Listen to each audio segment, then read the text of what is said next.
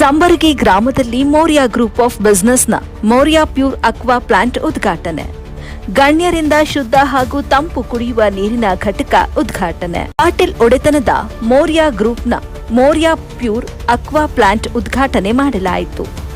ಕಲ್ಲೊತ್ತಿ ರಸ್ತೆಗೆ ಹೊಂದಿಕೊಂಡಂತೆ ಶುದ್ಧ ಹಾಗೂ ತಂಪು ಕುಡಿಯುವ ನೀರಿನ ನೂತನ ಘಟಕವನ್ನ ಮೌರ್ಯ ಗ್ರೂಪ್ನ ಸಂಸ್ಥಾಪಕ ಅಧ್ಯಕ್ಷ ದೀಪಕ್ ಪಾಟೀಲ್ ಹಾಗೂ ಊರಿನ ಗಣ್ಯರು ಬುಧವಾರ ಉದ್ಘಾಟಿಸಿದರು. ಮೌರ್ಯ ಗ್ರೂಪ್ ಆಫ್ ಬಿಸಿನೆಸ್ನ ರೈತರು, ವ್ಯಾಪಾರಿಗಳು, ಕಾರ್ಮಿಕರು ಹಾಗೂ ಸಾರ್ವಜನಿಕರ ಹಿತಕ್ಕೆ ಪೂರಕವಾಗಿ ಕಾರ್ಯನಿರ್ವಹಿಸುತ್ತಿದೆ.